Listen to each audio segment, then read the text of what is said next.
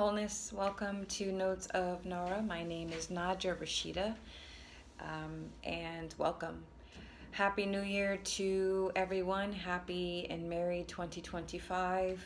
I can't believe it, but I do believe it. It's the times that we're in. We're going through, as a human collective, a lot of shifts personally and collectively. So here's yet another message. May this message find you well and whole. And just a disclaimer, these are just personal truths and observations and self-study that I am sharing with you all. Please, if it doesn't resonate, don't take it. I'm not here to enforce my truths on anybody. It is your job, your work, your assignment, and your responsibility to figure out your own personal truths. But on the beautiful human experience, we have this amazing capacity to share with one another, and so this is what I choose to do with this digital platform.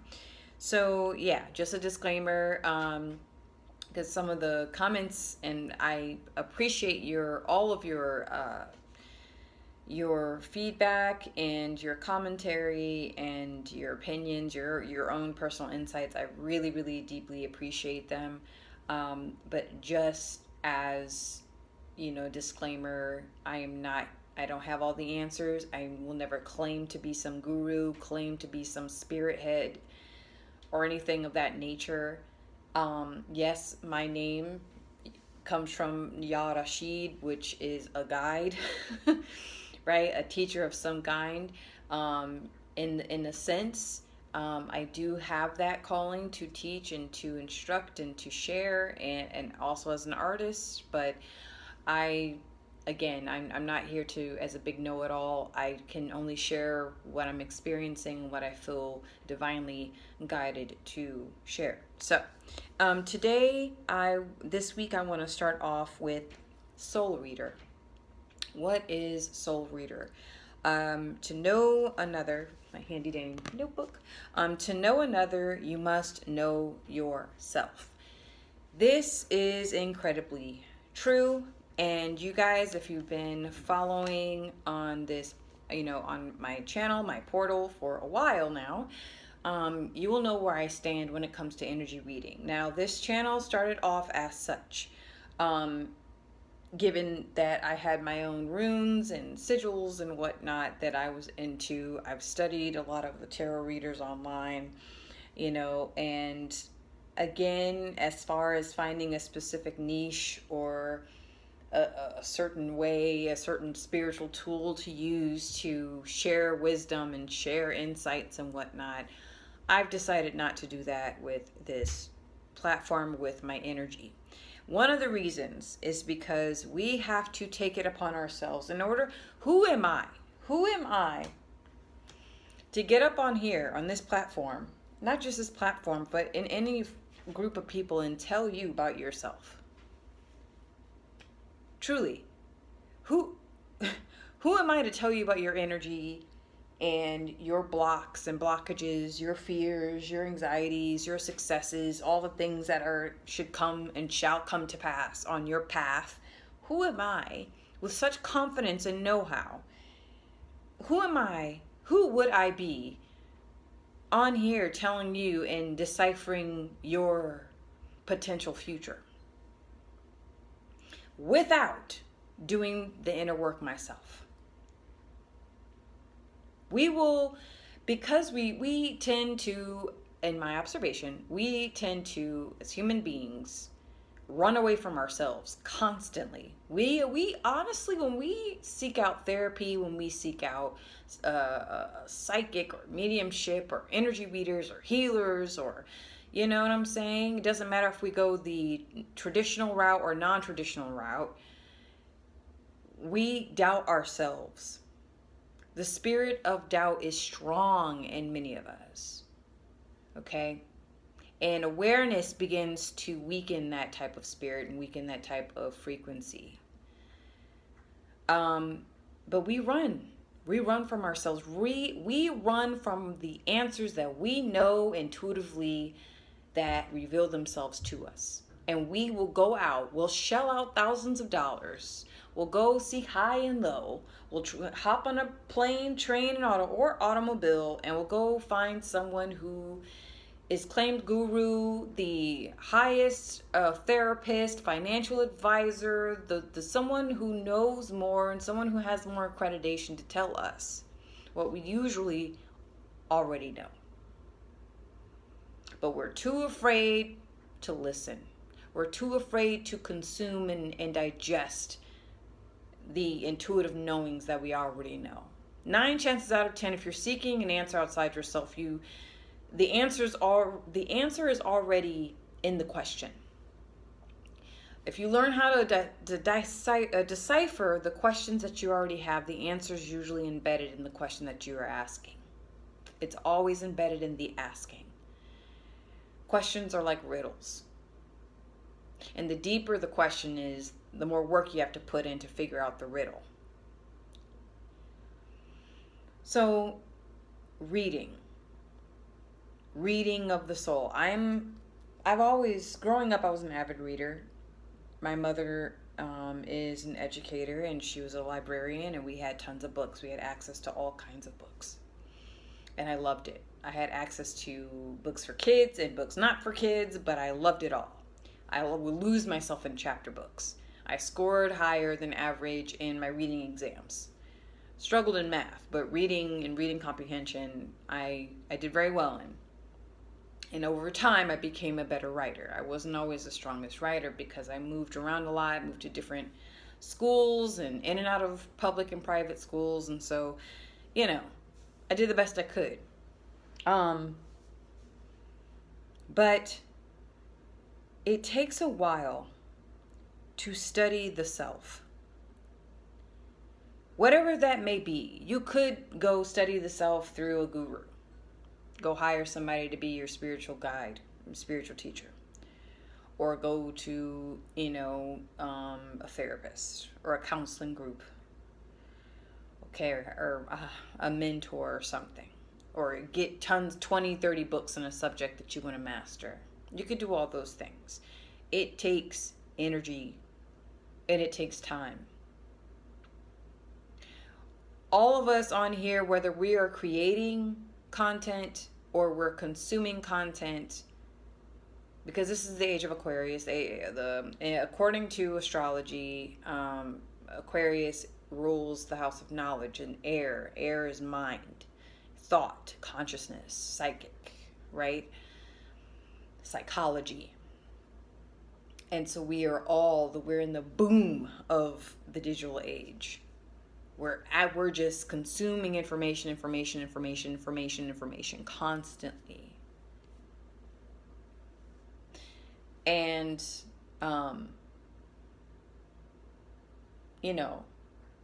with all this information that we consume,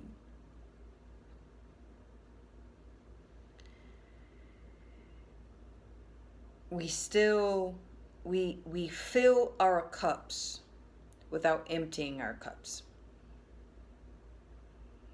You have to periodically empty the cup. You have to create space to receive the answers that you are seeking. You can have so many questions. I'm a person that I ask a lot of questions. Right now I'm asking myself some very difficult questions, like what's my true purpose? Right? They tell you, they program you to believe that when you acquire this level of materialism, everything will be all right. When you acquire this level of a relationship or marriage or partnership, everything will be all right. When you acquire this certain amount of money, everything will be all right. And it's not all right. It doesn't work like that. We've built, it's like again, a tetrahedron, I think it's what it's called, a cube within a cube within a cube within a cube within a cube of illusion. It's overwhelming. It's overstimulating. The only way out is in. The only way out is in. It's almost like the quote from Godfather. I get out and they pull me back in. Context is different though. But that's exactly, I feel like, what the soul is always calling for us to do, is to go home and to go back inside. We're always wanting to go out, to venture out, which is needed. You do need to go on a journey sometime. You need to leave home. You need to leave everything behind. But then you return as prodigal son, or daughter. And, life beats you up a little bit. You're humbled. And you realize you have to go within. To know and understand without and what's outside of you, the only way out is inside. That's why I don't understand energy readings anymore. I just don't. There's something that's it's become such a very superficial way. And some of the readers I see online or I'll bump into are sincere and genuine in their service. But a lot of it is for monetary gain, and they go for the masses. They do readings for all Scorpios and all Pisces and all, if you fit in this category, this message is for you. It's so dangerous. That's not how it's supposed to work. Energy readings, they don't work like that. They really don't. It's you're literally creating, yes, you receive divine insight from a higher source, through higher self, through soul, of potential beginnings, potential endings. And you formulate that through a tool, runes. Usually a lot of people use oracle card decks or tarot, astrology. And then you put together a narrative, a story to the masses. And then the people who lack faith latch themselves onto this narrative, and then they make that narrative fit their life and say, that's confirmation. How is that authentic? How is that honest and true? You have to have faith. And faith isn't easily won. Faith is faith is always there, but your belief in it is constantly in and out all the time. There are moments in my life I had more faith, where I had to have faith to get me through. I truly did. There were points in my life where I'm like, I'm not sure where I'm going to be sleeping in the next 2 weeks or next week. Ginger tea is amazing. I chop up ginger root and I put it in a pot for about 8 minutes, and it's good for the digestive system, excuse me. So can you read your own soul? Can you read your own spirit? A lot of us will say, yeah, I know. Yeah, I know myself. You know the self. You know the ego. Of course you do. You have a name, personality. You have likes, dislikes. You have feelings and opinions. You have a belief system, paradigm. All that is, the majority of all that is ego. Do you know the essence of your own spirit? Do you know the sound of your soul? Do you know the language of the soul? And I'm not talking in speaking in that sense. Remember, the soul doesn't think, right? Ego does a lot of thinking and a lot of talking too. But the soul works in a very different way when it comes to communicating. It's highly advanced. So I guess this message is more of an encouragement to deepen, to let go of the fear of yourself. I mean, sometimes, yeah, we can be afraid of the self. We can be afraid of our own ego. You definitely can be afraid of the ego.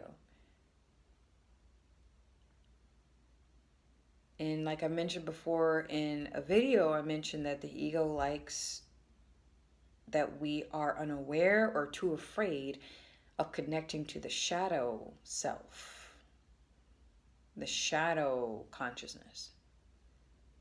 It uses what we do not pay attention to as food. Ego feeds off of doubt, off of self-doubt. It feeds off of anxiety.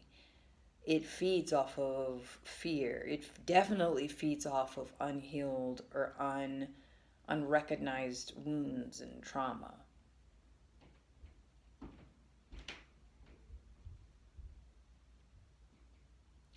Reading of energy is a very powerful gift. And the research I've done and books that I have read on people who that this is what they are, their purpose in life is to do soul readings. They are healers. The path that they usually find themselves on is a treacherous one. Some of them, most of them, go through it. What we like to label as dark night of the soul. I mean, they go through hell, manifested in the physical plane. And it is only when they truly, completely surrender to soul, to the all, that they unlock their gifts fully, because they have no fear anymore. They don't have doubt.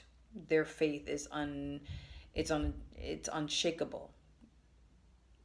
Their spirit is fed by faith. What does it feel like to truly be fed by faith? When you're fed by faith, you don't need a psychic to read your future. You're your own psychic. When you're fed by faith, you don't need, someone to, you don't need to hook yourself into someone to tell you that you're a good person, that you're a lovable person.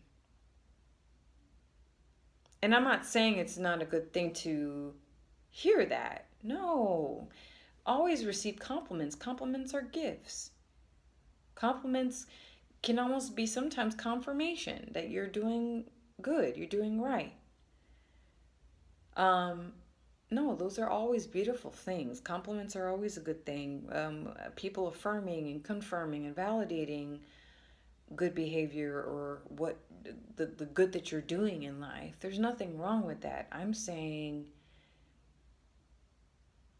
doubt has always been present. In the book I'm reading, Sacred Contracts, Dr. Miss uses the examples of the soul contracts of Muhammad, Jesus, Buddha, and Abraham, and how throughout their whole contract they had incredible amounts of doubt. They would be on their hands and knees sobbing to God. Why are you doing this? I don't feel like, who am I to be leading these people? I don't know what I'm doing. They had, and it's just phenomenal. And look, I have my own reservations when it comes to biblical monotheistic religions and stuff. I really have my personal reservations. I don't mind, but I feel like there's a message behind all of it, though, But I find that when you begin to reevaluate your faith, in whatever that may be, but your faith, it unlocks a certain kind of confidence that it cannot be bought, a confidence that cannot be dominated by another, a confidence that is very difficult to mystify. So, with this message, this is just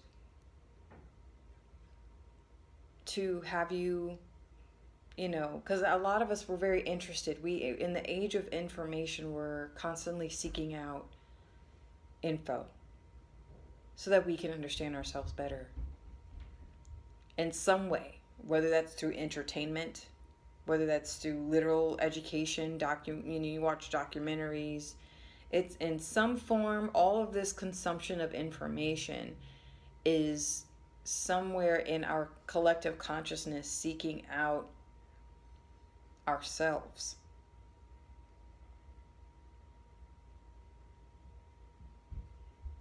And the illusion of the digital age is that people can now make and create how people perceive them exactly how they want to.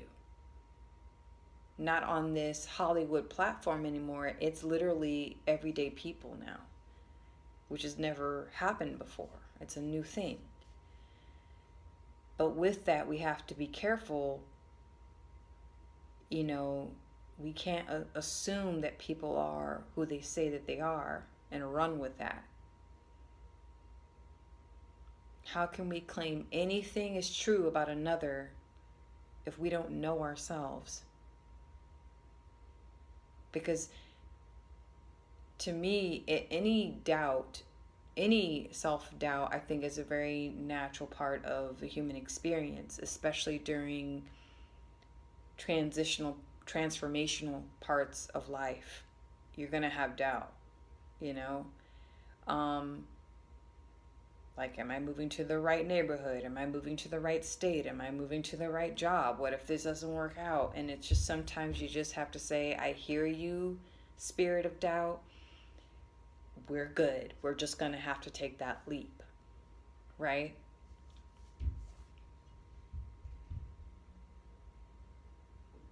So no, I don't look down on people who read energy for others. I think it's a beautiful gift, but I also believe it is so crucial. It's critical for people to know what's inside beyond just ego. Ego is like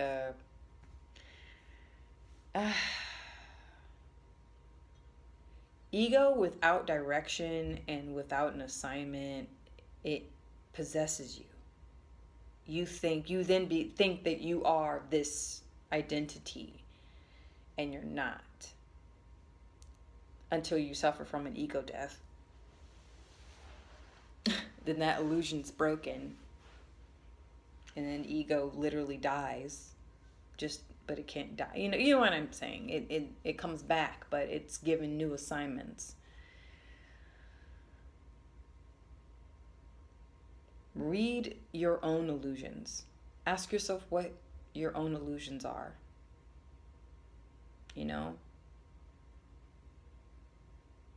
Question your beliefs.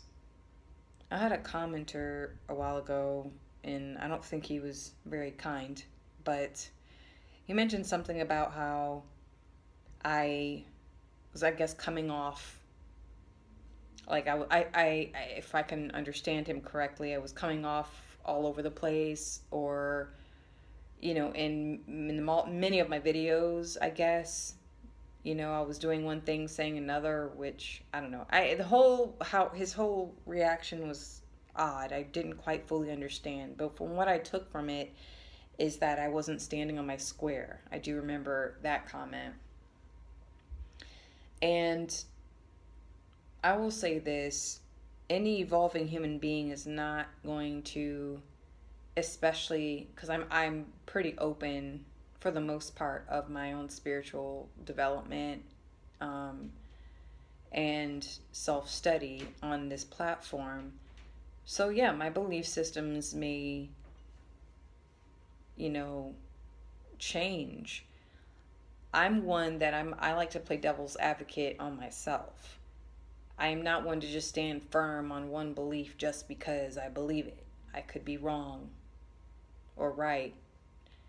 Um, it is personal growth, self-study is all about being an ultimate observer and not over identifying with the illusion of separation, you know?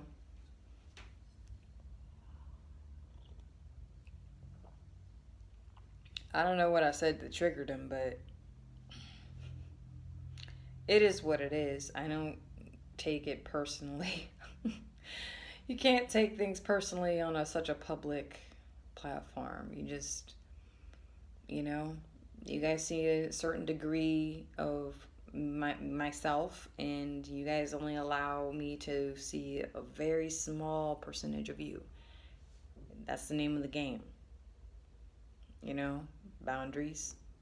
There are some of you who don't create content, but you consume a lot of content. And then there are those of you who create content and you don't consume hardly any of it because you're busy creating. Right? Creating, consuming. How much are we doing here? So, I don't know. I feel that those of you who are into energy readers or just into looking outside the self to understand your inner world, that's fine. That's all good and dandy. There's nothing wrong with that. Just always remember to return home. And only you can define what that is. And only the soul can give you the right keys to let you in that space. There will always be hints and little signposts in life along the way that can come through a conversation, a book, a stranger, signs, a song. There's so many ways that soul speaks to us and the universe, God, speaks to us. So many, many, many ways. Even our shadow self speaks to us. And all we have to do is listen. Don't run. That's hard to do. Especially if there's a lot in the shadow that needs your attention. That is all. Thank you so much for tuning in. I'll see you next video.